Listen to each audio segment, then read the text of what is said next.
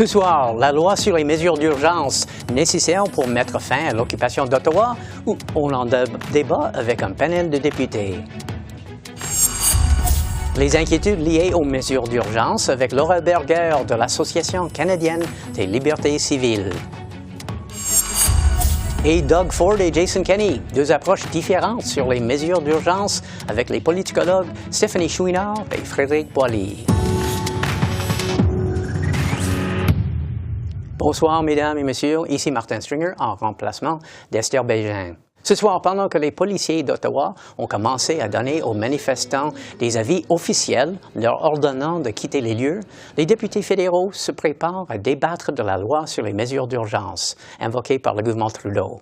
À la Chambre des communes, les bloquistes ont souligné l'opposition quasi unanime à la loi au Québec et ont exigé que la province soit exemptée. Avec le recul et à la lecture des documents relatifs à l'application ou à l'invocation de la loi sur les mesures d'urgence, on a de plus en plus l'impression qu'il s'agit d'abord d'une opération de camouflage de l'échec du gouvernement du premier ministre.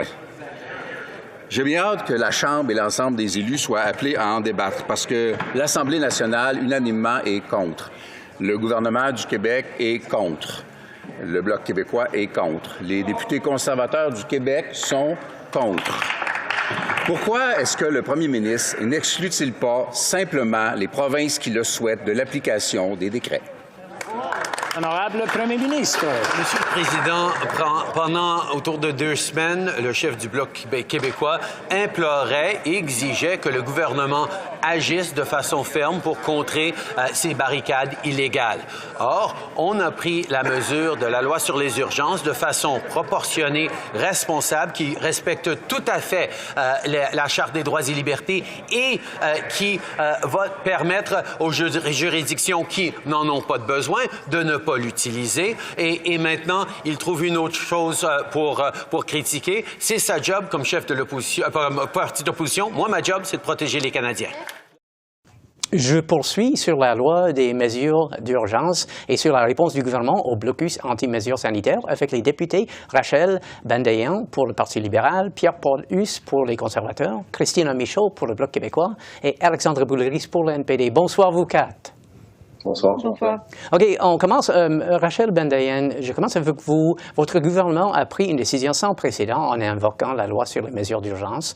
On est au 20e jour de l'occupation d'Ottawa, mais ailleurs au pays, les forces policières ont réussi à mettre fin à tous les blocus aux frontières. Est-ce qu'on a toujours besoin de ces mesures extraordinaires qui sont contenues dans cette loi? On a vu à peu près 4000 manifestants ici à Ottawa en fin de semaine. Le blocage d'Ottawa continue, comme vous dites.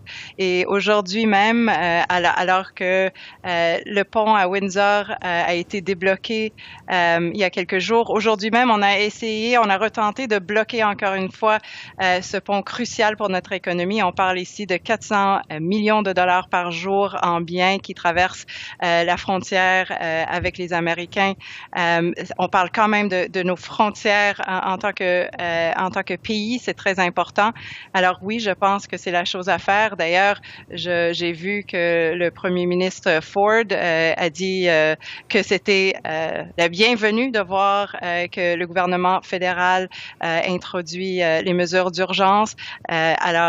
Oui, je pense on doit continuer à protéger les Canadiens et les Canadiennes.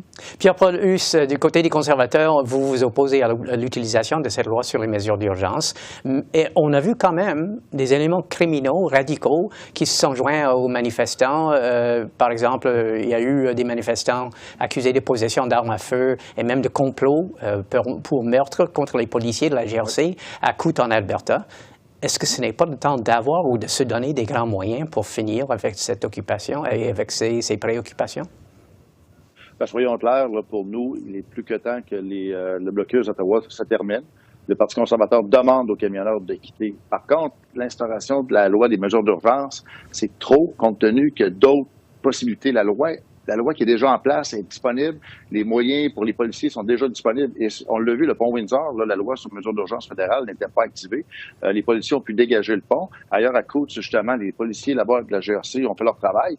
Ici, à Ottawa, c'est un problème policier qui a mal commencé, qui n'a pas été pris en charge. Et là, sans la loi des mesures d'urgence, les policiers d'Ottawa peuvent faire la job, de demander aux camionneurs de faire ce qu'ils ont à faire. Donc, de prendre cette mesure qui est extrême, là, d'aller dans le dernier recours du Parlement fédéral, du gouvernement du Canada, de prendre la loi des mesures d'urgence pour faire un travail qui pourrait être fait sans celle-là. On se demande pourquoi c'était mis en place, sinon que pour sauver l'image de M. Trudeau. Et de plus, moi, comme Québécois, on voit très bien le gouvernement du Québec et on ne veut pas du tout que la loi s'applique chez nous. M. Trudeau avait mentionné lundi que ce serait vraiment par secteur précis. Et là, le décret qui est en place, ça couvre le Canada au complet. Donc, ça ne fonctionne pas. C'est une mesure trop forte pour les besoins qu'on a. Au Bloc québécois, Christine Michaud, vous avez même déposé aujourd'hui une motion, aujourd'hui en Chambre, demandant qu'Ottawa exclue le Québec de l'application de la loi sur les mesures d'urgence. Mais le gouvernement répète sans cesse qu'il n'y a rien qui impose à quelque province que ce soit cette loi et les mesures de la loi si la province ne veut pas en avoir. Donc pourquoi cette inquiétude? Pourquoi est-ce que ça continue chez vous? Bien, écoutez, quand le premier ministre a annoncé qu'il allait invoquer la loi sur les mesures d'urgence, il a dit ça sera localisé géographiquement. On va s'assurer que ce soit des endroits stratégiques où il y a un besoin. Et le gouvernement du Québec a affiché ses couleurs assez rapidement et a dit on n'en veut pas chez nous, on n'en veut pas. On veut pas que ce soit appliqué sur le territoire québécois. Non seulement le gouvernement du Québec, mais l'Assemblée nationale a été unanime aussi. Et là, ce qu'on apprend quand on voit le décret, c'est que non seulement ça s'applique c'est localisé à la grandeur du Canada, donc incluant le Québec. Et on n'en a pas besoin. On a vu à quel point le Québec avait bien géré la crise. Il y a à peu près 2 semaines, il y a eu une manifestation sur la colline parlementaire à Québec. Et pourquoi ça s'est bien passé? Parce que le gouvernement du Québec était bien préparé. La Ville de Québec était bien préparée. Les corps policiers étaient bien préparés. Alors, on n'en a pas besoin de cette loi-là au Québec. Et je pense que tout le monde a été clair. Mais M. Trudeau n'a pas trop consulté les provinces et le Québec avant de leur annoncer sa décision qu'il allait invoquer cette loi-là. Et c'est ça qu'on dénonce. Donc, votre motion, ça vise à quoi? Ça vise ou est-ce que vous allez tenter, peut-être, parce qu'il y a un débat qui s'en vient, un débat formel, est-ce que vous pourrez peut-être suggérer un amendement à la législation? Mais écoutez, je sais que le Parti conservateur était en faveur de notre motion. Aujourd'hui, il y a plusieurs députés québécois qui sont en faveur de ça. Et même, j'entends d'autres provinces qui ne veulent pas de l'application de cette loi sur leur propre territoire. Alors, peut-être qu'on peut avoir des compromis, mais quand même, c'est désolant d'entendre M. Trudeau dire une chose et faire son contraire. Il avait dit qu'il y aurait certains éléments dans son décret et quand il l'a déposé, on s'est rendu compte que c'était pas du tout ça. Alors, la situation s'est réglée à Coutts, à Windsor, au Manitoba également. Au Québec, il n'y a jamais eu vraiment de problème. Alors, pourquoi est-ce qu'on prend cette mesure extrême-là de dernier recours alors qu'on n'a pas utilisé tous les outils qu'on aurait pu avant de se rendre là? OK, Alexandre Boulris, le NPD, vous êtes trop jeune pour se souvenir de ça, mais moi, je suis comme vieux crabe, je m'en souviens. Le NPD s'est toujours vanté de s'être opposé à la loi sur les mesures de guerre au Québec en 1970. Pourquoi est-ce que le NPD d'aujourd'hui est à son aise à appuyer ces mesures extraordinaires dans cette loi? Parce que c'est pas du tout la même loi. Et d'ailleurs, si on est honnête intellectuellement et on fait preuve de rigueur, on peut pas faire d'amalgame et d'analogie entre une loi des mesures de guerre qui a envoyé des soldats à Montréal, où il y a eu des centaines d'arrestations arbitraires, où on a voulu vraiment taper sur un mouvement de la société civile, où des amis de mes parents ont été arrêtés, entre autres. Alors, on sait que c'est un traumatisme, mais il ne faut pas faire de lien. Même quelqu'un qu'on ne peut pas accuser de ne pas avoir de sensibilité québécoise, Hélène Buzetti disait très clairement cette semaine, ces deux choses-là n'ont pas rapport l'une puis l'autre. Pourquoi? Parce que, entre autres, c'est beaucoup plus mesuré et c'est beaucoup plus limité dans le temps. Et il y a beaucoup plus de pouvoir pour les élus, pour les parlementaires, de jouer notre rôle de vigilance. Vous savez, je ne sais pas si les gens le savent à la maison, la Charte des droits et des libertés continue d'être appliquée, donc il n'y a pas de suspension des droits fondamentaux. Ça, c'est vraiment quelque chose de très différent. Il y a aussi le fait que s'il y a 20 députés qui demandent l'abrogation, la fin de la loi des mesures d'urgence, ça provoque automatiquement un vote dans les 3 jours. Alors, s'il y avait des abus, si les libéraux allaient trop loin, s'ils appliquaient la loi, par exemple, au Québec, alors que c'est pas nécessaire, on pourrait, Christina, Pierre Paulus, moi, demander à nos partis d'avoir un vote en Chambre et les oppositions sont majoritaires dans un Parlement actuel. Donc, ça nous donne des garanties. On est très rassurés au NPD que les droits fondamentaux vont être respectés, mais qu'on va être capable probablement d'aller plus loin pour régler le problème du centre-ville d'Ottawa, où c'est rendu là que c'est des citoyens qui vont bloquer des camions qui veulent s'ajouter à cette manifestation, cette occupation illégale du centre-ville. Alors, je pense qu'on doit se doter de tous les outils pour mettre fin à ce siège du centre-ville d'Ottawa. Okay. C'est le nœud du problème. OK. Moi, je ouvre le débat, mais il nous reste juste à peu près 2 minutes, mais juste brièvement. Je veux vous tous entendre. Qu'est-ce qui doit être fait pour résoudre l'occupation d'Ottawa après 20 jours? Rachel Bendayan. Je crois que c'est le moment d'appliquer la loi sur les mesures d'urgence. Et pour répondre à ma collègue du Bloc québécois, on a toujours dit qu'on n'appliquera pas la loi sur les mesures d'urgence là où c'est pas nécessaire. Aujourd'hui, au moment où on se parle, ce n'est pas nécessaire au Québec, mais là, on annonce des manifestations à la colle en fin de semaine. Est-ce qu'elle est en train de dire qu'elle ne veut pas que le gouvernement fédéral, les outils de notre gouvernement soient mis à la disposition des Québécois en temps d'urgence? Moi, je pense que c'est absolument nécessaire. OK. Pierre Paulus, je vous pose la question. Qu'est-ce qu'il va falloir pour résoudre le problème de l'occupation d'Ottawa? C'est que les policiers fassent leur travail, comme ils ont commencé à faire aujourd'hui, de donner un avis de partir. Si les gens ne partent pas avec leur camion, il y aura des remorques qui pourront venir les remorquer. Puis, à un moment donné, il faut en finir. Et nous, le Parti conservateur, on demande aux camionneurs de quitter la ville d'Ottawa et de retourner à la maison. OK. Christine Michaud, question quand même, parce que Mme Bendayan le soulève. Si jamais il y a des manifs et des blocages sur la frontière québécoise, ça ne serait pas bon d'avoir une loi, le cadre d'une loi existante à laquelle on pourrait avoir recours, le Québec pourrait avoir recours en circonstances exceptionnelles? Mais écoutez, à la lumière de la façon dont la police de la Ville de Québec a géré la crise ou la manifestation qu'il y a eu à Québec, je pense que la Sûreté du Québec, si des abus à la colle, par exemple, pourrait très bien gérer la situation sans avoir besoin d'aller jusqu'à la loi sur les mesures d'urgence. Je pense qu'ils ont tous les outils nécessaires en place. On peut pas en dire autant pour la police d'Ottawa, là, quand même. Ça s'est pas très bien passé ici. Mais si on se fie à ce qui s'est passé à Québec et qu'on a confiance en la Sûreté du Québec, bien, je pense que ça peut très bien se passer et qu'on n'a pas besoin d'aller jusque-là. Oui, M. Boulris, comment est-ce que ça va finir à Ottawa?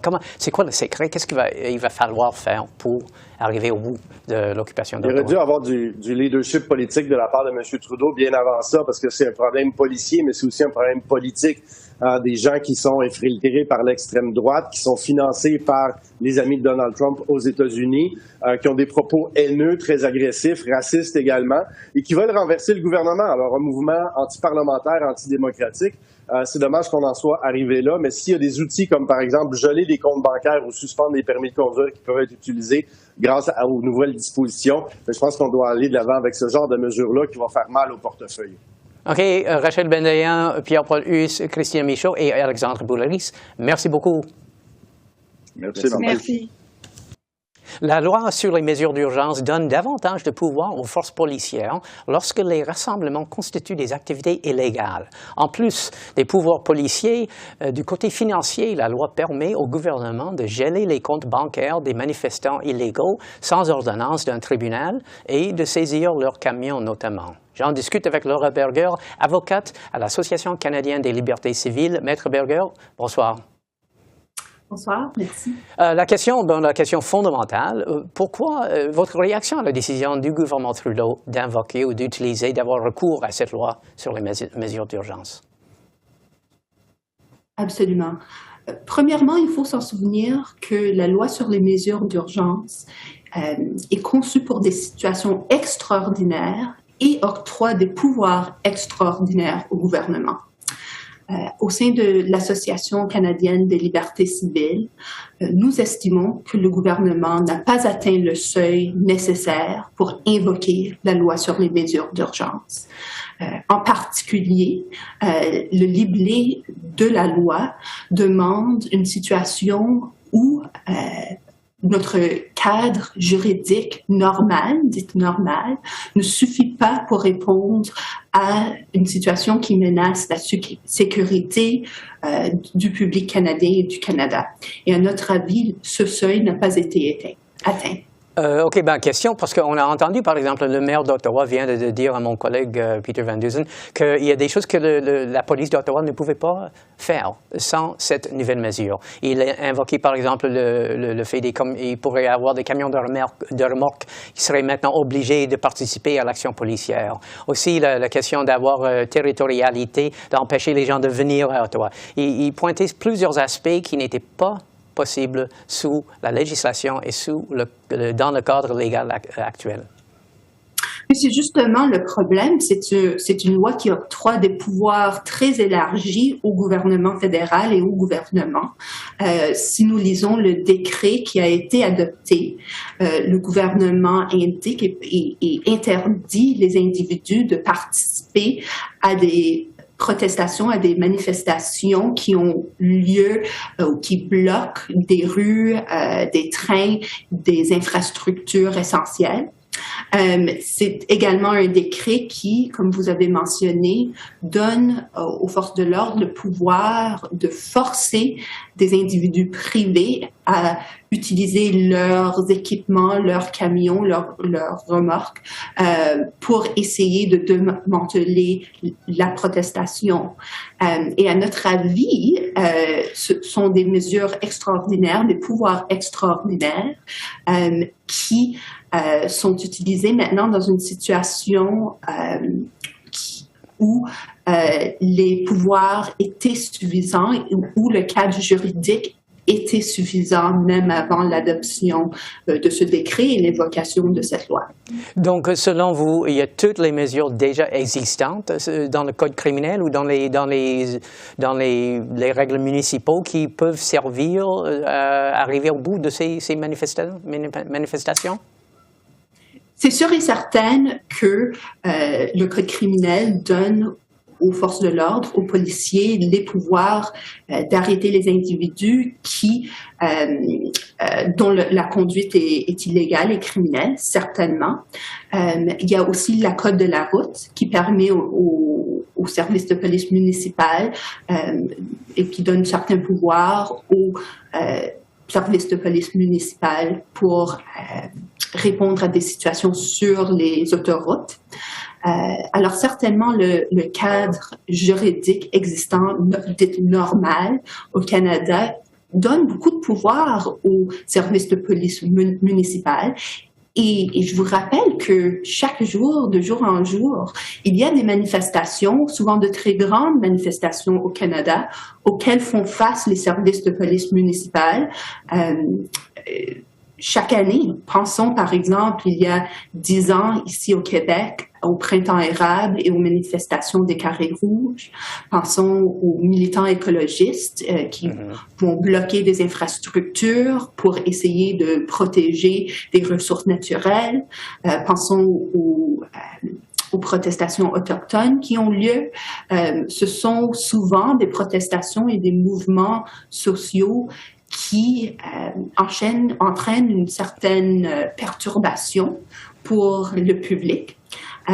Et dans une démocratie, nous essayons de vivre avec et à côté des protestations et des mouvements d'une façon qui doit être parfois nuancée. Et parfois, ça entraîne des perturbations à la vie de tous les jours. Mais oui, les perturbations, mais qu'est-ce que vous dites aux gens qui disent, comme dans le blocus sur le pont Ambassadeur, quand il y avait 450 à 600 millions de dollars de pertes de commerce international, et c'est cité dans l'ordre du gouvernement fédéral, il y a des pertes vraiment d'un ordre absolument incroyable. Il y a des pertes d'emplois temporaires au moins, qui sont causées par ces occupations-là. Le gouvernement fédéral semble suggérer que la mesure d'urgence, l'acte sur les mesures d'urgence est nécessaire à cause de l'ampleur et le dommage économique que ça provient de ces occupations-là. Alors, j'ai deux réponses. Premièrement, rappelons que le blocage sur le pont Ambassadeur a été démantelé avant l'invocation de cette loi, donc en vertu du cadre juridique existant. Deuxièmement, nous sommes très préoccupés par un argument qui dirait que la légalité d'un mouvement ou d'une protestation, d'une manifestation dépend de la question des conséquences économiques. Parce que très souvent, pour des mouvements de protestation, le but, l'objectif, c'est d'avoir des effets économiques. Encore, je pense par exemple, à des protestations de militants écologistes qui essayent d'interrompre ou de prévenir le développement de certaines ressources, que ce soit des ressources sylvicoles ou du développement de certains terrains. Ce type de manifestation a forcément des conséquences économiques. C'est le but, c'est l'objectif. Et dans une société démocratique, on essaie de vivre avec ou de trouver le juste équilibre pour permettre à ces individus de faire valoir leurs opinions sans forcément dire qu'une protestation qui a des conséquences importantes au plan économique est forcément illégale ou inacceptable dans notre société. Alors pour nous, je dirais à l'association, nous nous préoccupons vraiment du message et du précédent qui est établi en ce qui concerne l'approche du Canada et de la société canadienne face à la liberté de réunion pacifique et les mouvements de manifestation et de protestation.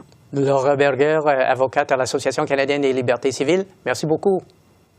Merci pour votre temps, je vous remercie. On revient sur la loi des mesures d'urgence et la gestion de l'occupation d'Ottawa avec les politologues Stéphanie Chouinard à l'Université Queen's à Kingston et Frédéric Boilly au campus Saint-Jean de l'Université de l'Alberta à Edmonton. Bonsoir vous deux. Bonsoir. Bonsoir. OK, je commence à vous, Stéphanie. Qu'est-ce que vous pensez de la décision du gouvernement Trudeau d'avoir recours à la loi sur les mesures d'urgence? Bien, c'est certain qu'en Ontario, surtout dans la région d'Ottawa, il y a plusieurs citoyens qui espéraient que le gouvernement fédéral sorte les gros canons, si on veut, pour finalement venir en aide au niveau municipal et provincial, qui jusqu'à maintenant avaient failli à réduire et à se débarrasser des manifestants au centre-ville d'Ottawa. On a vu que même avant que la loi sur les mesures d'urgence soit invoquée, la situation au pont Ambassador avait été réglée par la GRC, la police provinciale de l'Ontario, mais l'incrustation au centre-ville d'Ottawa, ça semblait être une problématique qui allait au-delà des capacités des forces municipales et provinciales. Donc, je pense que les résidents d'Ottawa, tout particulièrement, étaient heureux de voir le gouvernement fédéral s'en mêler. Frédéric, de votre point de vue à Edmonton, est-ce que c'est justifié, selon les gens là-bas, de recours à la loi sur les mesures d'urgence? Non, ça paraissait injustifié ou aller trop loin. Bien que hier, lorsque Jason Kenney a réagi, on voyait quand même faire preuve d'une certaine prudence. Il a déjà sorti plus vigoureusement, disons, contre le gouvernement fédéral. Mais en même temps, je pense que ça lui enlevait une épine du pied d'une certaine façon aussi, parce que puisque ça vient du gouvernement fédéral, eh bien, ça lui permet également de reprendre le fonds de commerce de la critique contre Ottawa, qui avait été un peu mis de côté en raison de la pandémie, en raison de tout ce qui se passait, des difficultés également de Jason Kenney sur la scène politique albertaine. Et là, ça lui permet de reprendre un peu l'ascendant, de reprendre le bâton de l'aliénation de l'Ouest et de critiquer le gouvernement de Justin Trudeau. Stéphanie, plusieurs personnes et commentateurs, surtout ici à Ottawa, ont reproché au premier ministre Doug Ford d'avoir été absent pendant les 2 premières semaines. Vous avez mentionné l'occupation d'Ottawa. Certains disent qu'il a agi seulement quand il y a eu ces impacts énormes économiques à cause du blocus du pont Ambassador. Comment est-ce que vous interprétez, si on veut, la réaction de Doug Ford et le timing de sa réaction? C'est certain que du point de vue de Queen's Park, Ottawa, ça semble toujours un peu loin. Hein? La grande région de la capitale nationale, c'est un peu comme le Vatican, j'ai l'impression, pour les gens qui sont à Queen's Park, à part pour les députés sur place qui, eux aussi, ont quand même manqué à l'appel. Cela dit, on a vraiment eu l'impression, une fois qu'il y a eu des impacts économiques, comme vous l'avez dit, qui sont vraiment la marque de commerce de Doug Ford, Open for Business et tout ce qui a attrait à justement l'économie C'est vraiment ce qui est au cœur de la plateforme de M. Ford. Et donc, quand le téléphone a commencé à sonner, je pense, du point de vue des collègues américains du côté du Michigan, pour qu'il y ait des pressions pour réouvrir le pont le plus rapidement possible, on a vu M. Ford effectivement se faire plus présent sur la scène et hausser le ton. Mais comme vous mentionnez, là, c'est quand même des centaines de millions de dollars par jour de pertes d'affaires, mais aussi des milliers, des dizaines de milliers de personnes qui étaient au moins temporairement en congé. Est-ce que M. Ford est devenu vraiment un appui vital, essentiel pour le fédéral? Est-ce que le fédéral aurait agi peut-être sans l'appui du premier ministre Ford? J'ai l'impression que, considérant les prises de position des autres premiers ministres provinciaux, on a vu au Nouveau-Brunswick, au Québec, toutes les provinces des prairies se dire contre la loi sur les mesures d'urgence. Si M. Ford s'était rallié, disons, à ses collègues provinciaux, M. Trudeau aurait eu un plus gros problème. Mais actuellement, la situation en Ontario, je pense, faisait en sorte que M. Ford n'avait pas le choix de se rallier au gouvernement fédéral et de dire, écoutez, si le gouvernement fédéral vient rajouter son aide à ce qu'on a déjà fait sur le terrain, on ne va pas se mettre dans leur chemin. Je ne pense pas qu'il y avait le choix à ce point-ci. Frédéric, on a mentionné que le blocus ou le blocage à Coutts puis à Milk River, ça a été résolu même avant que l'état d'urgence ou les mesures d'urgence, l'acte sur les mesures d'urgence soit décrété ou soit invoqué. Le calcul du premier ministre Kenney dans le territoire albertain, ça semble être vraiment toxique. L'intervention fédérale ou une loi sur les mesures d'urgence. Oui, d'autant plus qu'il y avait également des pressions sur Jason Kenney pour qu'il utilise lui-même les lois albertaines qui lui auraient permis, qui auraient permis au gouvernement, qui auraient permis aux forces policières aussi d'agir. La loi qui avait été votée en 2020, justement, suite à certains blocages qui avaient été faits sur les voies ferrées, du côté albertain également, et on avait à cette époque, du côté du gouvernement de Jason Kenney, une approche très musclée. Et là, lorsque le blocage s'est poursuivi du côté de Coutts, là, on était beaucoup moins enclin à agir avec force et avec vigueur, ce qui était reproché au gouvernement. Et donc, le dénouement tel qu'il s'est fait, et avec l'aide de la GRC, remercié par Jason Kenney, a permis à Jason Kenney donc d'avoir un dénouement qui lui donne un peu d'oxygène politique parce qu'il était aussi sous pression de la part, disons, des néo-démocrates, comme je l'ai mentionné, d'agir. Et du côté de son flanc droit, on aurait voulu que déjà toutes les mesures sanitaires soient levées, même si la province albertaine va plus rapidement que toutes les autres provinces. On aurait voulu que tout soit enlevé, en fait, depuis déjà un bon moment. Et donc, dans ce contexte-là, ce qui s'est passé à Coutts et la façon dont ça s'est réglé pour le moment, c'est pour Jason Kenney, je dirais pas une victoire, mais ça lui donne un peu plus de capital politique pour sa revue de leadership qui s'en vient pour le mois d'avril. Mais dernier point, Frédéric, il n'y a pas une certaine ironie quand même dans l'affaire, dans le sens que la saisie qu'on a vue des armes de poing et des armes à feu semble justifier l'intervention à Ottawa, semble légitimiser l'invocation de la loi sur les mesures d'urgence. Oui, c'est comme venu mettre, disons, donner un argument supplémentaire pour justement, du côté des manifestants, de quitter. On l'a invoqué du côté des manifestants que cette saisie d'armes était vue comme une sorte d'infiltration d'un groupe criminel. Ça a été présenté comme ça. Jusqu'à quel point tout ça est vrai pour le moment, là, ça reste passablement nébuleux. Et ça, je pense que c'est une des leçons de la crise actuelle, c'est que il y a beaucoup de flou là, à savoir là, toute l'implication de certains groupes d'extrême droite, on évoque même l'alt-right, et des groupes de cette nature. Et j'ai l'impression qu'on va avoir un post-mortem à faire pour les prochains mois sur le plan intellectuel et politique pour savoir exactement ce qui s'est passé dans ces manifestations. OK. Stéphanie Chouinard et Frédéric Boily, je vous remercie beaucoup. À la prochaine. Merci à vous. Au revoir. Alors voilà, c'est comme ça qu'on a vu l'essentiel de l'actualité de ce mercredi 16 février sur la colline parlementaire à Ottawa. Martin Stringer, qui, pour Esther Bégin, vous remercie d'être à l'antenne de CEPAC, la chaîne d'affaires publiques par câble. Bonne fin de soirée.